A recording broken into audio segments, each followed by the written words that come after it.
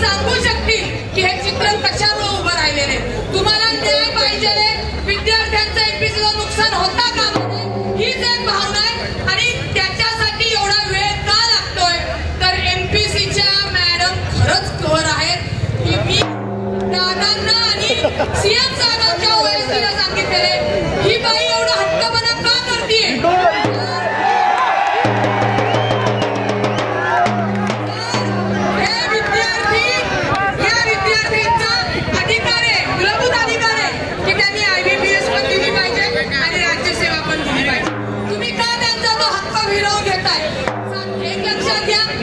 नोकरी आपल्या हक्काची नाही, कोणाच्या बापाची नाही, कोणाच्या बापाची.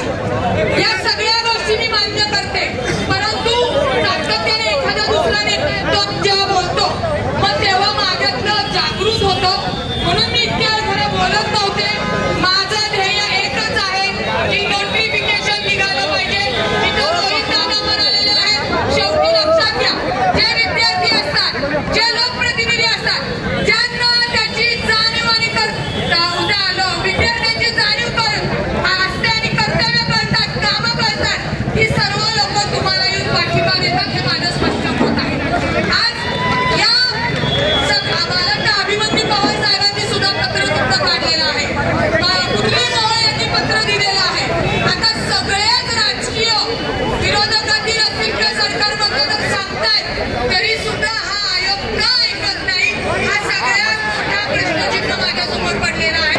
असं जर वेळ पडली तर मला वाटतं ही जी काही आपण असे बसलेलो आहोत दादा आपल्याला मुंबईमध्येच बसावं लागेल.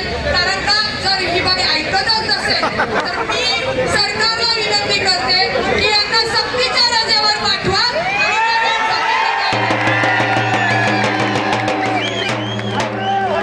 मी ही परिस्थिती का मांडते, मला राजकारण करायचं नाही. राजकारण करायला खूप मुद्दे तुमच्या भवितव्याशी घेऊन जर मी खेळले आणि राजकारण केलं तिथे वरती जगदंबा बघतीये ती नरकातली जागा द्यायची नाही मला.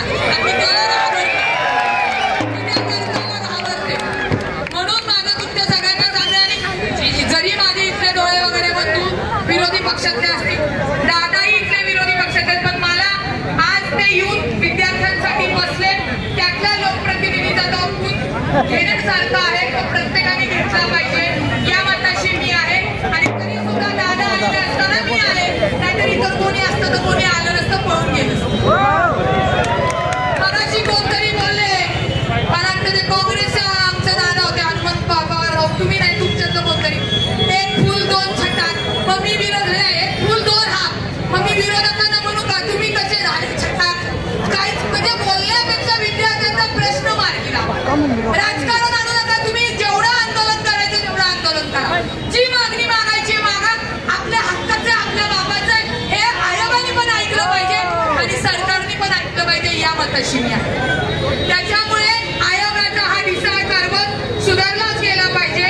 पुन्हा सांगते काल खराब मॅडमची प्रमोद पाटील आणि मी बोलत असताना त्यांनी सीएमच्या यांना मी तरी अहवाल पाठवलेला आहे.